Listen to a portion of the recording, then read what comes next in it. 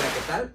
Gracias por acompañarnos en otro video de Tu Psicólogo Te Acompaña. Soy Rodrigo y el día de hoy nos acompaña Jessica, que es egresada de UABC, estudiada en psicología con maestría en psicoterapia humanista y a su vez haciendo una maestría en psicoterapia gestal, la cual nos estará compartiendo sobre diferentes escuelas de trabajo terapéutico dentro del enfoque humanista. Sin más, vamos con el video.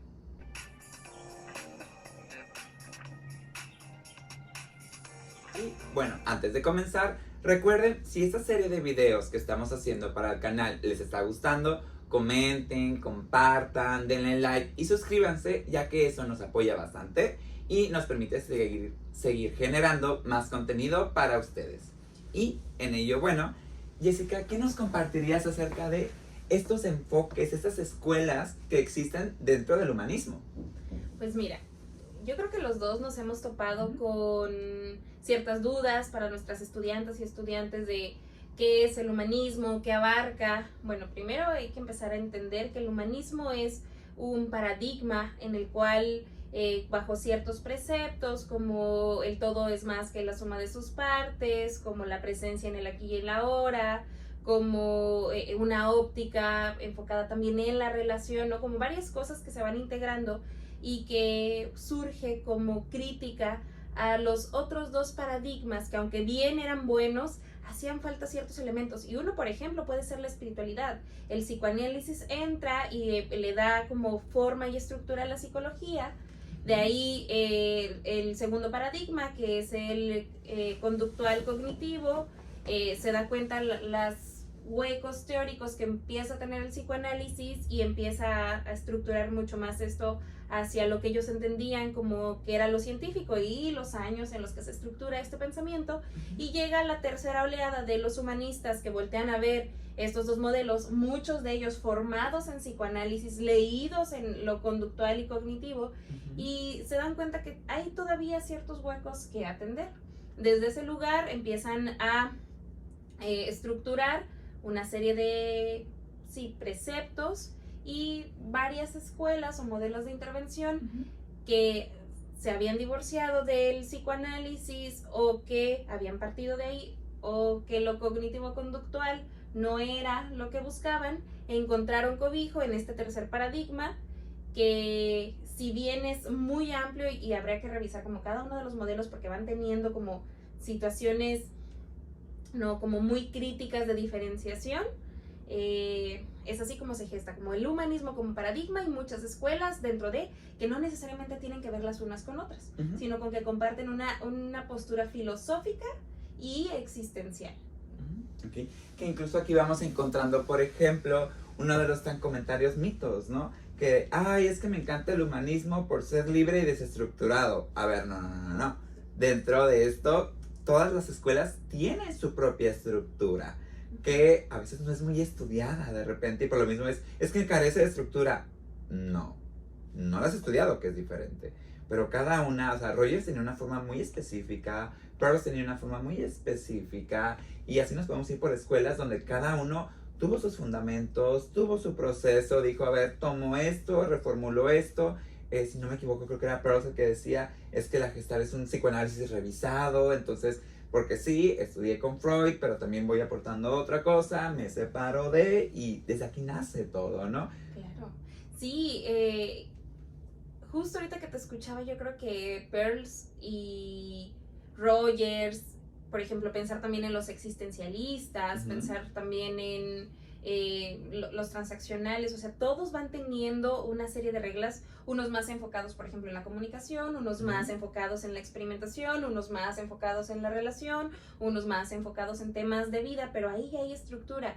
Y creo que, ¿no? Desde donde yo te puedo decir, conforme más he ido leyendo, más pautas he encontrado, y te lo digo, el pobre más malentendido fue Rogers, que al menos a mí en la universidad me lo enseñaron muy escueto, y parecía que lo que él hacía era únicamente un acompañamiento cálido, únicamente golpecitos en la espalda de validación, únicamente te recibía y te aceptaba. Eso era un cachito, un 5% de todo lo que es, o sea, leer la teoría de personalidad y de estructuración de la infancia de Rogers es voladísima, porque el hombre, al estar tanto tiempo en escuelas y en institutos trabajando con niños problema, se empezó a dar cuenta de muchas cosas de la personalidad disfuncional que plasma, que muchas veces no nos dan esa profundidad, y uno pareciera que el hombre nada más se sentaba y decía, ay, qué lamentable situación,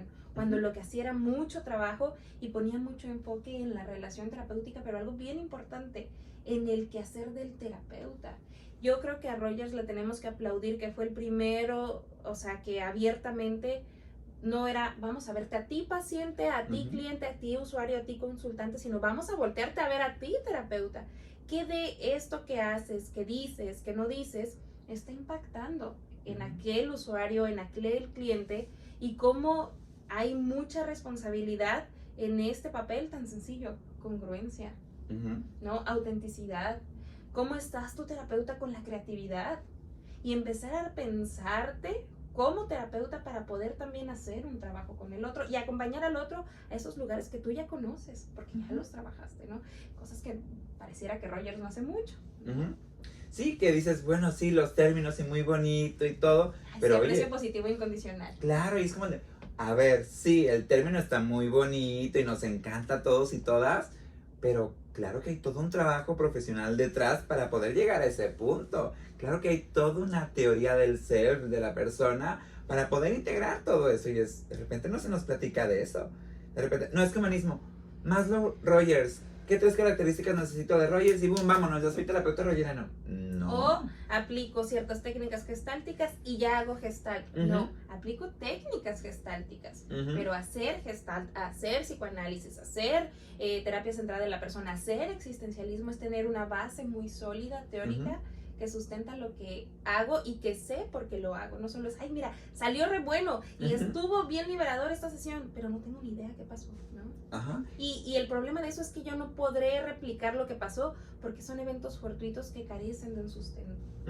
Y entonces, ¿cómo lo ligo esto con lo siguiente? ¿Y cómo voy integrando para evitar que se desintegre cuando algo de allá afuera lo mueva? Porque, ay, sí, qué bonito es decir todo aquí en este espacio más o menos controlado, sin crisis. Pues sí, pero la vida allá afuera no es así de controlada. No sería vida si fuera tan controlada realmente. Entonces, presentándolo desde, por ejemplo, el enfoque centrado en el cliente, en la persona, rogeriano. ¿Qué nos platicarías, por ejemplo, de la Gestalt? De la Gestalt, pues bueno, creo que es importante entender en un inicio que la psicoterapia Gestalt tiene 3 escuelas fundamentales, ¿no? Parte primero con el divorcio que tiene Peirce con Freud, una desilusión que lo lleva a no solo a moverse geográficamente, sino a replantear la teoría. Mientras más hago Gestalt y más leo de psicoanálisis, más congruencia y concordancia empiezo a entender que se ve la línea de lo freudiano en el pensamiento de Peirce, pero un pensamiento ya más evolucionado, más modificado, aparte por las influencias que fue teniendo. Por ejemplo, Peirce fue paciente de Reich y de Horney, ¿no? O sea, 2 disidentes también del psicoanálisis, pero que lees su propuesta de trabajo y no puedes dejar de ver, ¿no? La sustancia psicoanalítica, ¿no? Entonces, partiendo de esa, la primera escuela, un Peirce que se va de Francia, después de Francia, Alemania, de Europa después de la posguerra, que llega con su esposa, doctora en psicología de la Gestalt, que convive con 2 ultrapersonajes, 2 académicos, y crean como el libro fundador de la psicoterapia Gestalt. Pero aquí hay un tema porque Peirce antes de eso había hecho un libro propio para el psicoanálisis que Freud no rechaza, que es Yo, Hambre y Agresión. Y hay otra escuela de la psicoterapia Gestalt que toma ese libro como el libro base, ¿no? Yo, Hambre y Agresión, y hay quienes toman el libro que hace acá en Nueva York, que es conocido como el PHG, personalidad, no recuerdo ahorita con exactitud el nombre, teoría de la personalidad y la excitación humana, por ahí va. Y de ahí, ¿no? Hay un movimiento que es la Gestalt enfocada en el campo y en la relación, ¿no? Todavía no tendría el nombre de relacional, pero es como la Gestalt neoyorquina. Después de eso, tras la ruptura de Pearls con Laura, Pearls se va, regresa otra vez a Europa, también cansado un poco de la psicoterapia, y empieza él en experimentarse más en lo artístico, hace pintura, hace teatro. Vemos, por ejemplo, cómo esta evolución impacta cuando decide regresar a Estados Unidos, pero llega a California. Esa es la segunda escuela de la Gestalt californiana, que nosotros por la ubicación geográfica es la que más tenemos cercana, la que tiene más interacción, y que luego Claudio Naranjo bajará al centro del país y le dará mucho énfasis a esta Gestalt que conocemos, la confrontativa, la de la experimentación, donde también es muy importante el cuerpo. Y de ahí una pareja empieza a estudiar como estas escuelas de la Gestalt. Ellos también venían del psicoanálisis, también venían un poco de haber leído ciertos trabajos de aquí de California, de Palo Alto, con los sistémicos, y hacen el Instituto de Cleveland, que es una Gestalt intrapsíquica, o la Gestalt de Cleveland, que esta tiene que ver mucho con el ciclo de la experiencia, o sea, una amalgama muy interesante otra vez con el psicoanálisis, donde se habla también de mecanismos de defensa, que nosotros lo conocemos como flexiones o el ciclo de la experiencia y las interrupciones del contacto. Entonces esas son básicamente las tres escuelas de la Gestalt. Y desde ahí la diferenciación, aunque nuestra base teórica puede ser la misma, es el énfasis del trabajo. Por ejemplo, un gestaltista californiano hará un trabajo con el espacio, ¿no? Vamos a usar el cuerpo, vamos a trabajar, ¿no? Con qué te pasa cuando nombras esto, ¿no? Y son ciertas actividades que llevan al insight o a la introspección o a la toma de conciencia, como le quieran llamar, a través de la experimentación, ¿no? La silla vacía es una técnica que se utiliza más en esta escuela porque invita mucho también a la catarsis, ¿no? Un Pearls que venía después de haber estudiado teatro. De ahí está la escuela de Cleveland, que va a intentar acomodar o entender al sujeto o a la persona en base a este ciclo de experiencia o con base en este ciclo de la experiencia, y entender también las interrupciones del contacto y qué es lo que se tiene que trabajar, ¿no? Por ejemplo, si es la identificación de necesidades, si es la movilización de la energía, si es el que pueda contactar en el reposo, ¿no? Y está la Gestalt neoyorquina, californiana o de campo, que todas básicamente son de campo, pero también se le conoce como ese nombre, que trabaja también todo esto, pero mucho del énfasis del trabajo, aunque todas las otras trabajamos, yo hago experimentación, los de Cleveland hacen experimentación, los californianos tocan el ciclo de la experiencia, yo toco el ciclo de la experiencia como gestaltista relacional. En la Gestalt relacional el énfasis está en entender esto que nos va sucediendo, cómo esta relación es un prototipo de una relación y qué es lo que nos va pasando te puede servir para que ya fuera entiendas cómo te relacionas. Entonces esas básicamente son las escuelas de la Gestalt. Creo que es como súper importante porque precisamente de repente es humanismo y boom, como si fuera todo, y es, a ver, no, dentro del humanismo, boom, vamos a ver diferentes escuelas, modelos teóricos, y desde ahí, incluso dentro de esos mismos, vamos a ver más como ahorita, ¿no? O sea, sí es dentro del humanismo, Gestalt, dentro de la Gestalt, diferentes escuelas de la Gestalt, y dentro de esas podemos irnos entre autores y autores que van precisamente como reformulando, ¿no? Claro. Que nos permiten precisamente, pues, adecuarnos, porque si bien tendrán a lo mejor varios principios, donde ponen como la situación más fuerte, el meollo del asunto, cómo es la praxis de cada uno, porque incluso, por ejemplo, podrán haber estado casados, pero Laura y Fritz eran formas muy diferentes de abordar un caso, ¿no?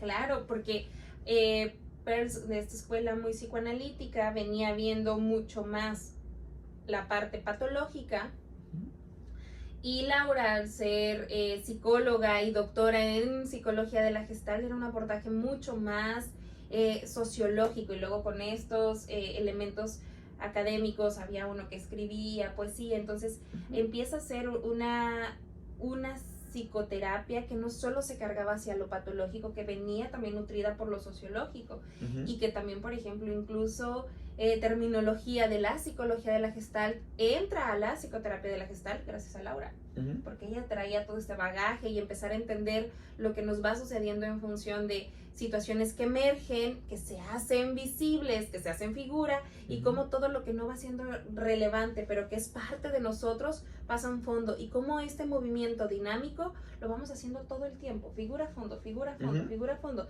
y cómo la psicología de la Gestalt, con esto de la forma, de cerrar gestales, de figura, va complementando una teoría que propiamente Peirce no quería crear, pero dada la necesidad se ve orillado a, también movido por el dolor, a hacer una escuela, un modelo de intervención mucho más abierto y receptivo, pero con bases muy, muy claras psicoanalíticas.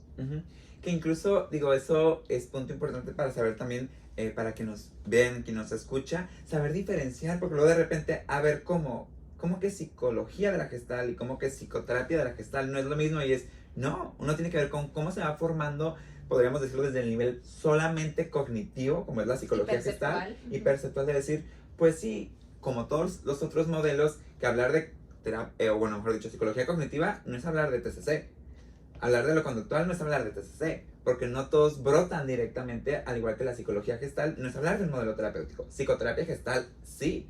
Contrario, por ejemplo, a lo mejor, como podríamos encontrar en psicoanálisis, que me corregirás, creo que es el único que realmente surge con cómo se estructura el procesamiento mental, como un modelo de psicoterapia, que es el único que sí es como más abierto desde sus inicios como tal, contrario a los otros, que, ojo, no es por enaltecer o despreciar alguno u otro, simplemente son hechos históricos, sí, claro, que al final hoy en día podemos encontrar de, sí, a ver, háblame de psicología Gestalt, vamos a hablar de unas cosas, háblame de psicoterapia Gestalt, vamos a hablar de otras, ¿no? Que tiene que ver una con otra, claro, por algo comparten el nombre, pero no es lo mismo. Exacto, y también, o sea, quedarnos, por ejemplo, en una línea cognitiva perceptual, si hablamos de la psicología de la forma, la estructuración de patrones, o hablar de la psicoterapia Gestalt, que tenemos, aunque sí bien estos conceptos, tienen un abordaje y una interpretación diferente, ¿no? Y que pasaría también con el psicoanálisis.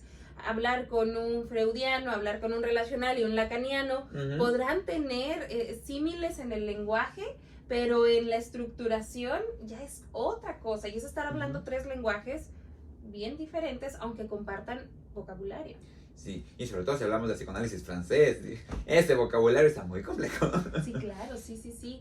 Y también algo importante que ver aquí es que creo, y sobre todo lo digo porque tú y yo somos maestros universitarios, es ir entendiendo que los paradigmas sí tienen un buen sustento, ir entendiendo que también no hay el paradigma bueno. Yo algo que les muestro a mis alumnas y mis alumnos es, no existe un modelo que sirva y que no sirva.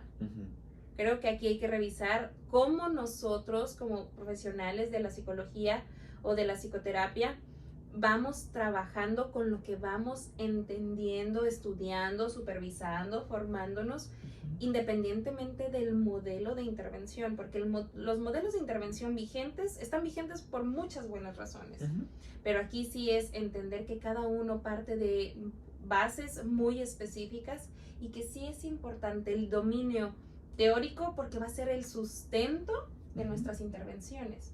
Y si nosotros le quitamos o le restamos profundidad a los modelos de intervención, muy probablemente le estemos restando profundidad a nuestros procesos de intervención.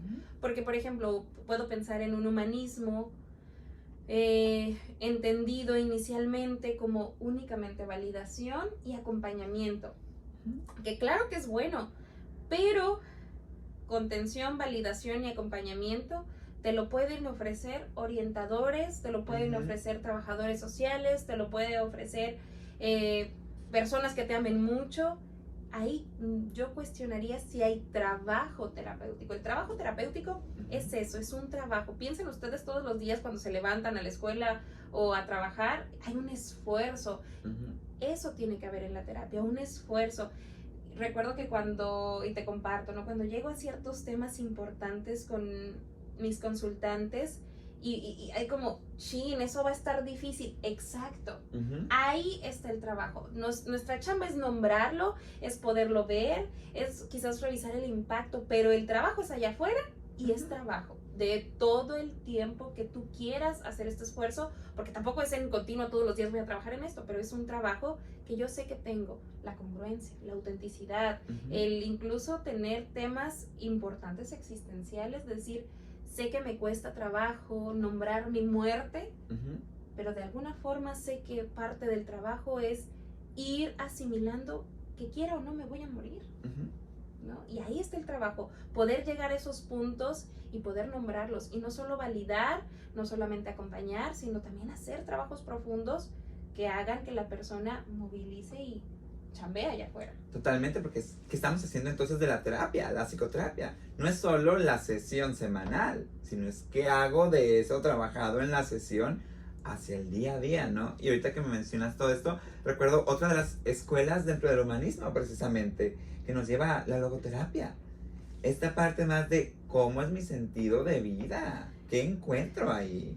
Y mira, que me encantaría poder hablar de la logoterapia. Entonces, un poco te estábamos hipotetizando sobre qué modelos de intervención podríamos hablar. Pensaba también en el existencialismo.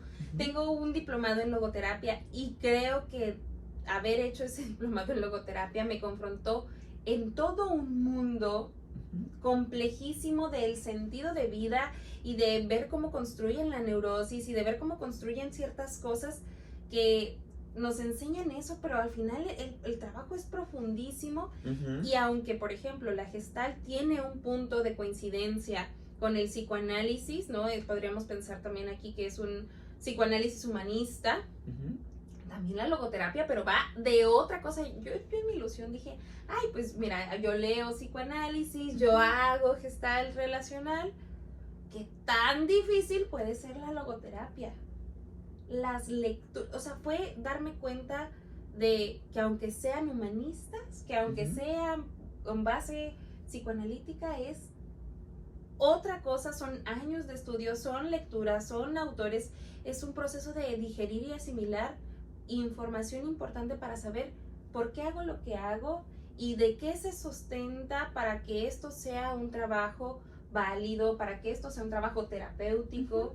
Y poder tener la claridad de decir o de ofertar como, hago esto entendiendo y creyendo que funciona y que sirve. Que es también comprender esta parte de, bueno, sí, vamos iniciando con Frankl, ¿no?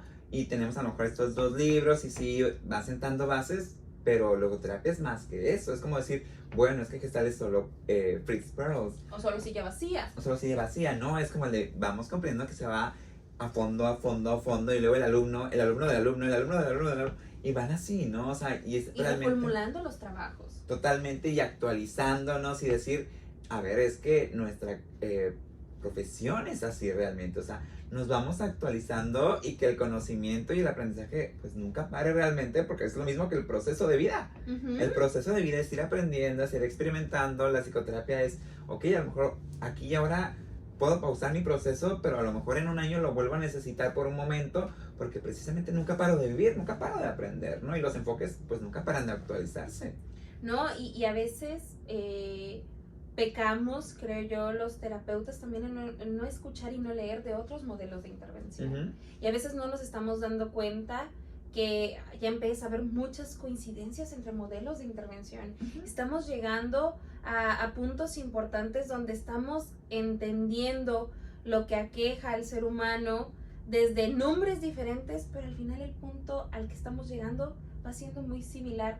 Y no voy a hablar mucho de mis queridos colegas, los cognitivos conductuales, que amo mucho, pero que también están en un punto donde si lees sus trabajos, tan sencillo, la teoría de aceptación, la terapia de aceptación y compromiso, comparte infinidad de cosas con el modelo sistémico y con algunos paradigmas o escuelas dentro del humanismo. Y es poder decir, bueno, leo y aprendo y me nutro y no solamente voy profundizando en mi modelo de intervención, sino también puedo voltear hacia arriba y ver, mira, los sistémicos van haciendo esto que se parece a esto. Mira, los TCCs van haciendo esto que va con esto, los psicoanalistas, para que esto vaya al final ampliando el buen labor terapéutico. Sí, no, y fíjate, tocando eso me llama la atención que precisamente todos van tocando el punto de qué es lo importante en psicoterapia y lo van situando en la relación. hablamos de un psicoanálisis relacional, hablamos de terapia de aceptación y compromiso, mindfulness, hablamos de humanismo dentro de sus diferentes escuelas y todas están volteando a ver, dentro también de lo sistémico, el mismo punto. Alianza terapéutica, relación terapéutica, transferencia, apego al tratamiento. Aquí y ahora. Aquí y ahora. Y a ver, todos lo nombran desde su propia terminología, pero lo importante al final del día es este hilo que me conecta al tú y al yo, crea un nosotros, ahí se forma un trabajo, una experiencia, ¿y qué hacemos con ello, no? Y al final es como súper curioso de, a ver, sí, a lo mejor uno es más cualitativo, más cuantitativo, algunos más enfocados a la investigación, otros menos enfocados a la investigación. Cada quien va abordando desde su esquina, desde su paradigma, para llegar al mismo punto, ¿no? Esto que comprendemos como salud mental. Sí, sí, sí. Y que, fíjate, ahorita que dices esto, pienso, por ejemplo, en los colegas también que aprecio mucho, los existencialistas, ¿no? Uno podría pensar que ir a un proceso existencial es solo filosofar sobre la vida, la muerte, el tiempo, la trascendencia, pero ir a un proceso psicoterapéutico con sostén existencial es poder dimensionar que lo que me aqueja es importante, así sea un tema que no puedo resolver como la muerte, ¿no? Es poder estar acompañada en ir desdoblando o desplegando, o diría Peirce, en ir pelando la cebolla para conocerme más. Y si bien no voy a cambiar, por ejemplo, volviendo a la muerte, el hecho de que me vaya a morir, al menos sí puedo saber qué quiero hacer con esto que ya sé. Y ahí ya hay trabajo terapéutico. Y que si esto lo nombran los sistémicos, y esto se nombra en psicoanálisis, en Gestalt o en Rogers, el trabajo sería muy lo mismo. Bueno, ya te diste cuenta de esta realidad, de esto que te pasa. Ahora, ¿qué quieres hacer con ello? Y creo que todos los modelos coincidimos en eso. Que va al punto de decir, no, la psicoterapia no solo es acá. No solo es acá adentro, también es acá. Es decir... Y es acá. Y es acá. Y es ahora sí que hacia arriba, hacia abajo, hacia adentro, hacia afuera, a los lados. Porque precisamente es... Nunca dejamos de relacionarnos. O sea, y también pensar no solo la relación... porque de repente menciono, por ejemplo, en la consulta, ¿y tu relación con...? A ver, no andamos. A ver, no, espérate. Yo nunca dije relación noviazgo. Dije relación porque eso implica uno y otro. Y nunca dejamos de relacionarnos porque es imposible. Claro. O sea, así llegué 5 minutos corriendo por un café, ya creé una relación comercial con la persona que estaba atendiéndome y puede ser muy buena para hacerme volver o puede ser malísima para decir, Dios, qué asterisco, ya no vuelvo, ¿no? Y es precisamente de, también, ¿qué pasa con eso? Porque, por ejemplo, ahorita, hablando de escuelas, pienso también en la parte transaccional. Esta parte más que si del adulto, que si del infante, ¿cómo es mi relación conmigo mismo para mis adentros? Sí, que fíjate que pensando en el análisis transaccional, que es un modelo de intervención dentro del humanismo, que no comparte preceptos ni con la Gestalt, ni con el existencialismo, ni con lo rogeriano, pero que sí habla de la relación, habla mucho, el análisis transaccional, de pensar cómo me comunico y desde dónde me comunico, que eso para mí, desde mi postura, ya es muy relacional, ¿no? Pero ellos no lo nombran así, es este análisis de transacción donde yo me voy situando o voy entendiendo, y ahí vemos como también el buen Byrne que venía del psicoanálisis, porque utiliza estos esquemas que es padre, adulto y niño, ¿no?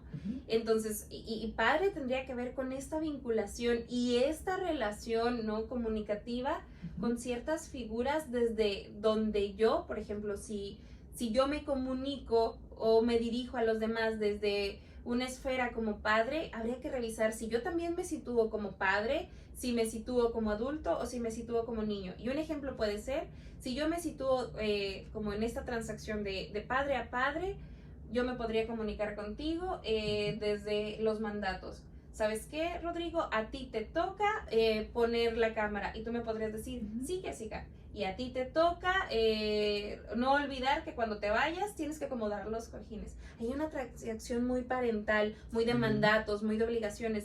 Si esto fuera una transacción, por ejemplo, que es como la más complementaria de padre a niño, Rodrigo me podría decir, no se te vaya a olvidar acomodar las almohadas cuando te vayas a los cojincitos. Y yo le podría decir, ay, no, Rodrigo, acomódalo tú porque yo no sé. Ahí ya cambia mi forma de relacionar y no me estoy situando en parejo. Ya hay una relación complementaria donde yo le solicito que me siga cobijando, pero mi línea es mucho más infantil, donde yo claro que lo puedo hacer y desde una línea adulta sería, no te preocupes, yo recuerdo cómo estaban y yo lo atiendo, ¿no? Pero desde una línea más infantil sería pedir, por favor, que tú suplas, ¿no? O hagas estas pequeñas cosas atendiéndome a una línea, ¿no? Entonces también poder identificar cómo me relaciono, cómo me comunico con el otro. Si yo estoy situada constantemente en el niño, pues es muy probable que si él está en el niño nos pongamos a jugar y nos hagamos guerra de almohadas aquí, pero que si estemos en el padre niño, él me diga, bueno, está bien, Jessica, tú no te preocupes, yo lo hago. Lo ideal y la propuesta del análisis transaccional es que yo pueda ubicarme en adulta, porque es lo que soy, a él como un adulto y que esto sea lo más lineal y lo menos complejo, porque bueno, vamos viendo que las transacciones van siendo complejas, porque es muy probable que si yo me relaciono en una línea de niña con él como padre, pueda desgastar la relación sin yo darme cuenta. Sí, que eso es, curiosamente lo podemos encontrar mucho de repente en noviazgos y relaciones familiares, desde que, a ver, ¿qué tanto también me permito relacionarme con un niño siendo niño? Claro. Y de repente, por ejemplo, eso nos puede llegar a suceder, bueno, no sé si atiendas, creo que no que te preguntas si tienes infantes. No, yo no. Infancias atiendo. No. Infancias no. De acuerdo completamente. Pero es esta parte de decir, a ver, ¿qué pasa de repente con ciertos cuidadores? Que el infante dice, se pone como infante y está jugando y la imaginación y aquí y allá. Y el adulto es adulto. Y es como el de, oye, ¿no te va a restar madurez? ¿No te va a restar recursos cognitivos? ¿No te va a restar valor como persona si tú 20 minutos sacas al niño a que salga, que juegue, que destroce? Que den vueltas. Ajá, y es como de, ¿qué pasa ahí, no? Porque luego de repente, ¿qué pasa también si obligamos al infante a, no te manches, vete bonito, vete bonita, siéntate como tal o como cual? Y es como el de, a ver, entonces no lo que le toca. No lo que le toca, que es hacerse como en un teatro. Que comprender que también va a haber límites, reglas, pero que no son de un adulto, sino van acorde a su edad. Y es precisamente donde hace un punto relacional donde, sí, muy intrapsíquico, muy pensado desde el lenguaje, pero también que pone el hilo hacia qué diferentes roles puedo jugar siendo yo. Claro. Puedo jugar como niño, pero con conciencia. Exacto. Que eso es mucho lo que va a brindar la psicoterapia, la capacidad de pensar y de elegir. Esto que nosotros llamamos conciencia, no es nada más esto se me bota y yo regañé al niño o yo me puse a rodar, sino es yo elijo regañarlo o yo elijo ponerme a rodar, pero es eso, el proceso de elegir, de tener la conciencia, que eso es lo que brinda la psicoterapia. A veces platico con mis alumnas y mis alumnos y me dicen, y bueno, ¿y qué ofrecemos con la terapia? La posibilidad de ampliar el panorama y desde ese lugar tener el mayor campo de visión, sabiéndonos, sabiendo al otro, sabiendo las circunstancias contextuales y eligiendo. Totalmente, porque de repente es que no tengo opciones, o todo es blanco, todo es negro, y es, bueno, es que en la psicoterapia aprendemos a ver que tenemos tantos recursos que es, ok, opciones podrá haber limitadas, porque no siempre tenemos todas las opciones, seamos sinceros, pero opciones limitadas no implica una única opción, implica usualmente 3, 4, y es, a ver, puedo hacer aquí, puedo hacer acá, puedo hacer acá, puedo hacer acá.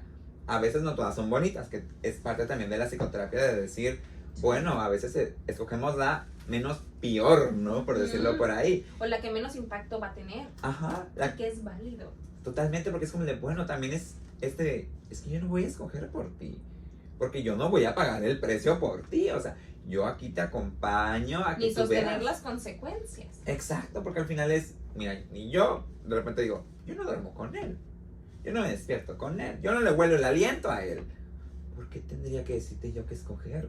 Sería muy grosero y transgresor de mi parte decirte, haz esto. Sí.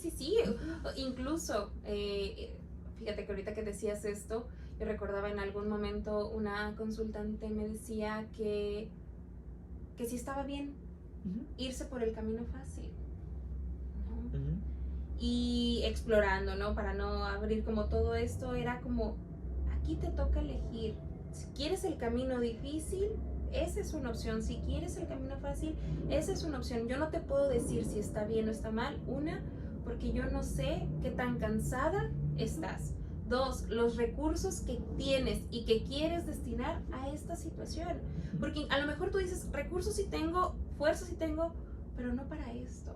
Prefiero depositárselo a otras esferas de mi vida que en este momento son mucho más importantes y que también el precio o la consecuencia de atender esta situación, en este momento elijo no.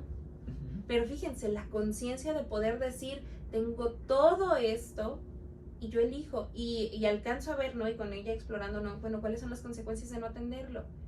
Y ella las nombraba y le decía, bueno, ya que las nombras, sigues estando en el mismo lugar de no querer hacer todavía algo por esta situación. Y decía, sí, ¿no? De eso se trata hacer trabajo terapéutico, de ampliar el campo de visión, de poder revisar y de poder elegir nos, ¿no? Claro, totalmente, porque eso implica se vale también a veces escoger de forma repensada, a veces de forma más rápida. Cada uno, digo, y partiendo, tenemos nuestras habilidades para autorregularnos a nuestra manera.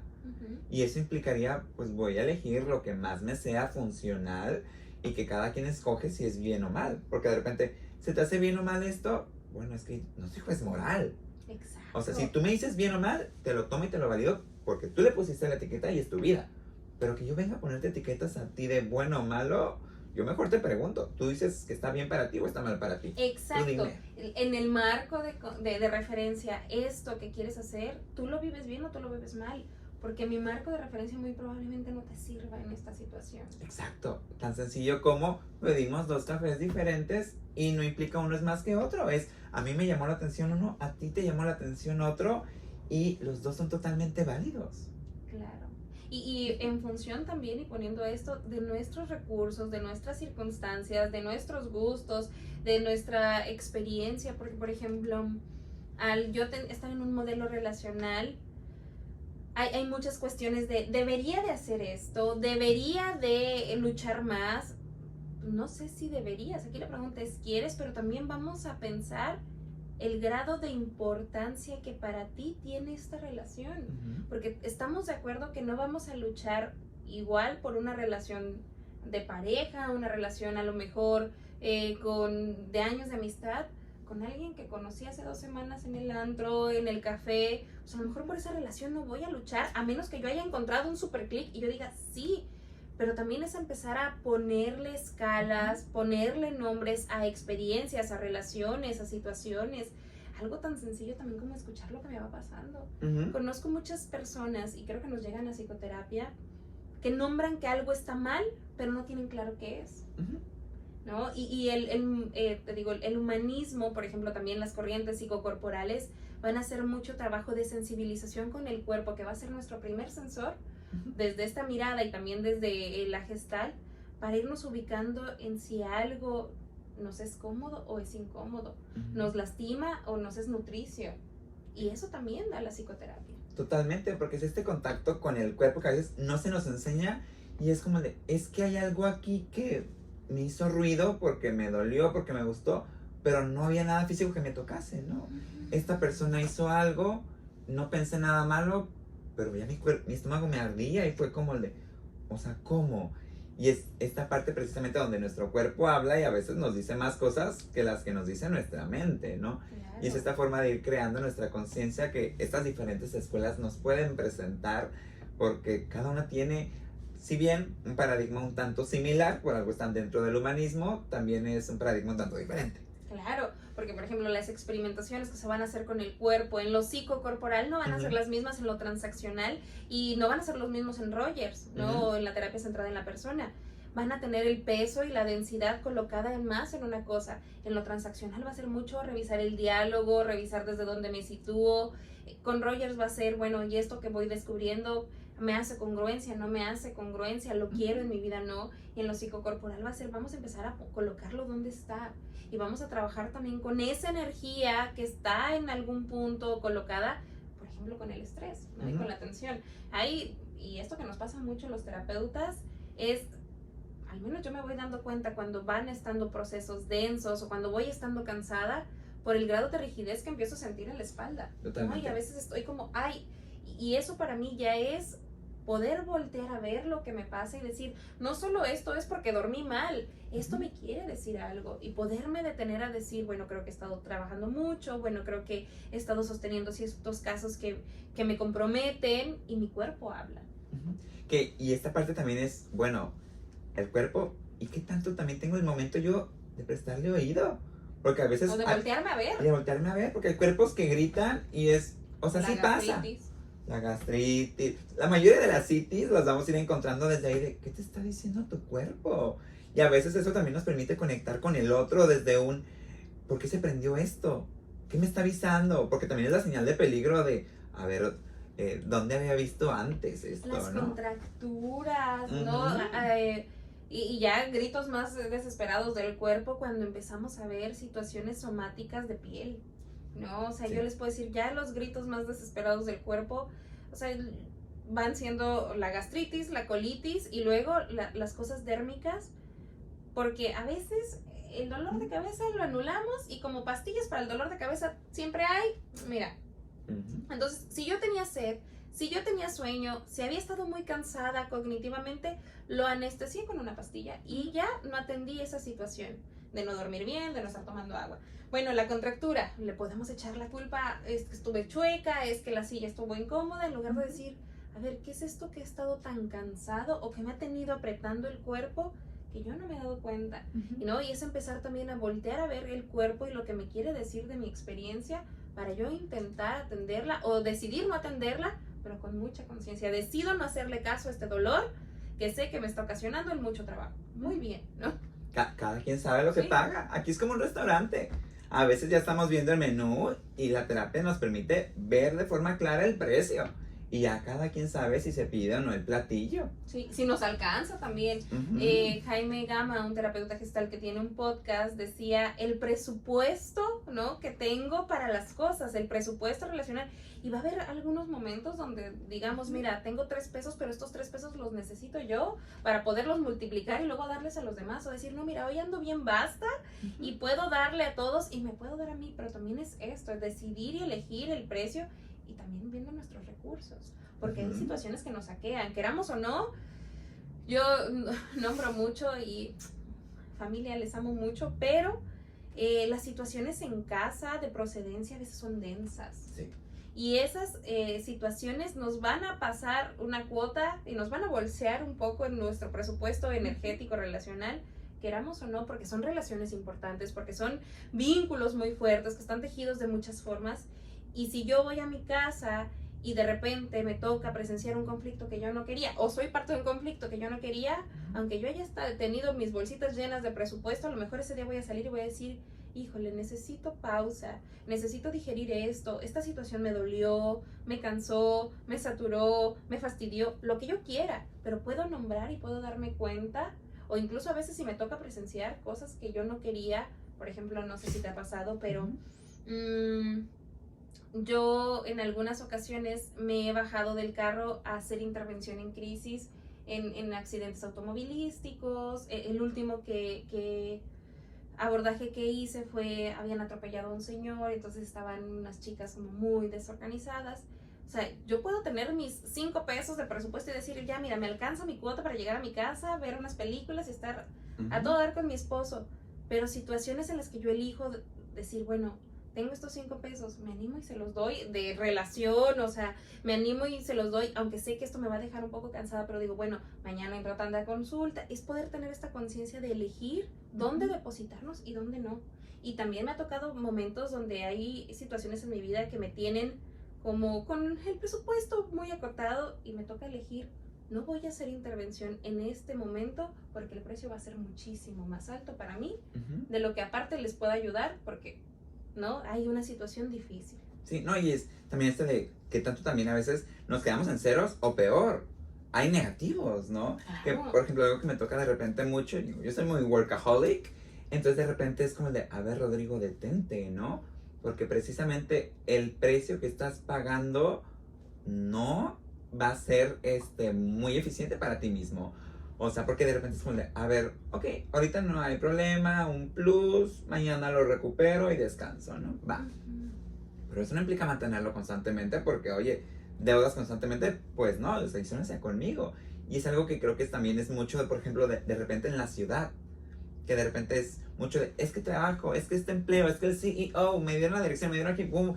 Y de repente lo que me toca trabajar mucho con los consultantes, precisamente digo de, ay, mira, qué coincidencias. Es esta parte de cómo vamos viviendo nuestro acercamiento a la vida laboral. ¿Qué elegimos? Porque precisamente es, a ver, esto que estoy yo eligiendo para trabajar, ¿cuánto pago por ello? Porque luego de repente decimos, no, es que en el trabajo me pagan. Sí, te pagan económicamente. Pero ¿cuál es el costo que nosotros como personas hacemos? Porque aquí como terapeuta no solo es el tiempo, no solo es estudios, también es presto yo aquí mi emoción, mi relación, mis recursos para lanzártelos para allá y vamos viendo.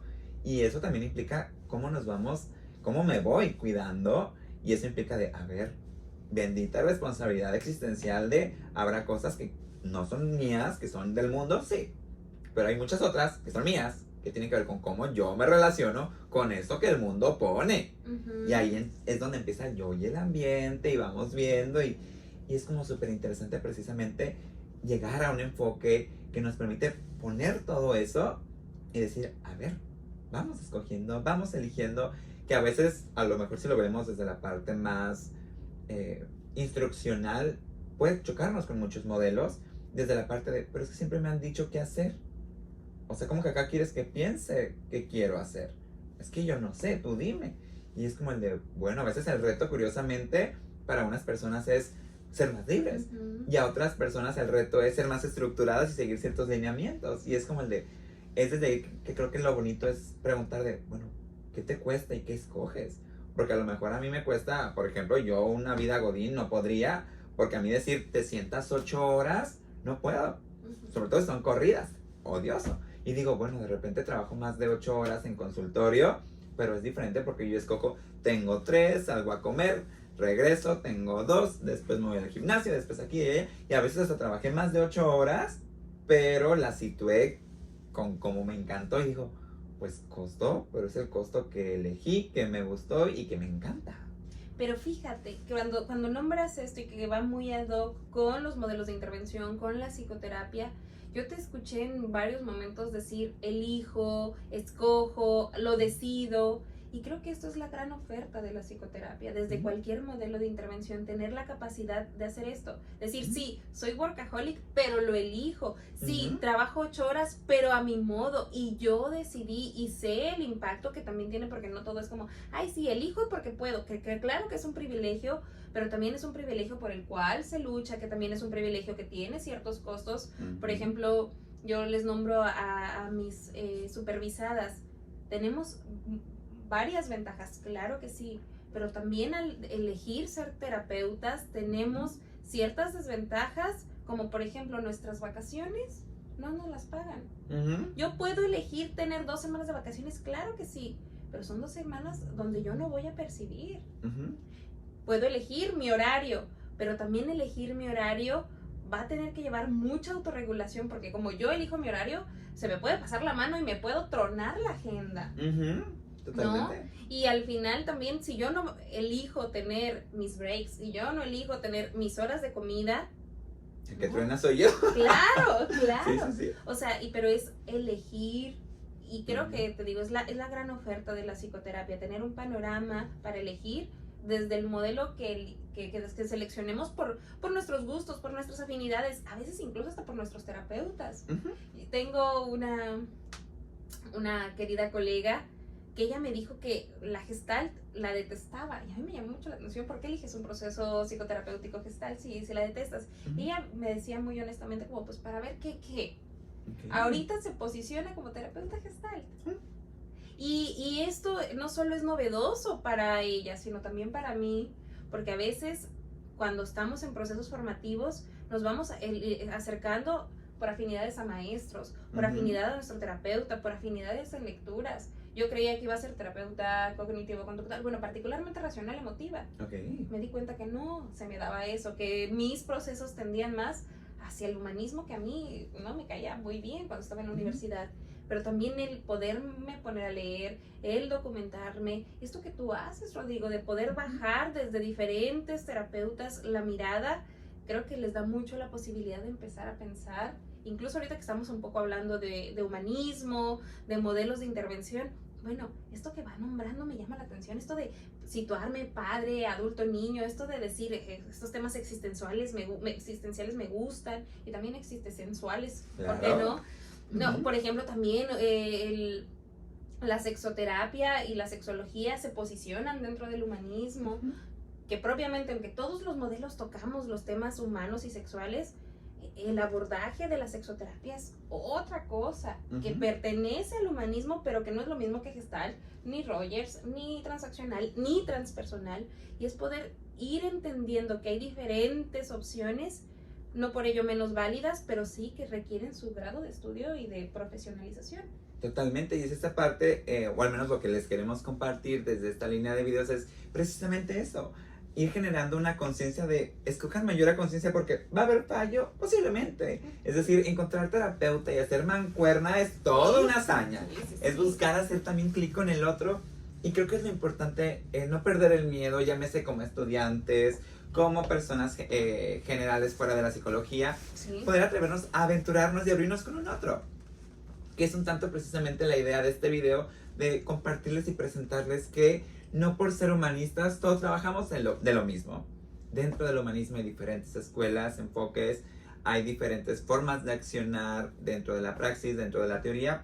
Todas humanistas, sí, pero cada una desde ahí, y pues precisamente tomen estos sentipensares que vamos compartiendo para que ustedes escojan mayor conciencia y tratar un tanto, no de evitar el fallo, pero al menos de evitar tantos, o que el número sea más grande, ¿no? Desde ahí, no sé si te gustaría ya a manera de cierre compartirles algo a las personas que nos ven, nos escuchan ahí en casita. Pues creo que sería, si tú estás interesada en la psicología, en la psicoterapia, en la terapéutica, y te va haciendo sentido algún paradigma, psicoanálisis, cognitivo, conductual, humanista, lee, documéntate, para que también vayas intentando aproximarte lo más posible a estas fibras medulares que sostienen los modelos de intervención, y desde ahí puedas ir eligiendo. Acércate a tus maestros en la universidad y pregúntale sus experiencias, porque creo que también eso es muy importante a la hora de discernir qué, hacia dónde.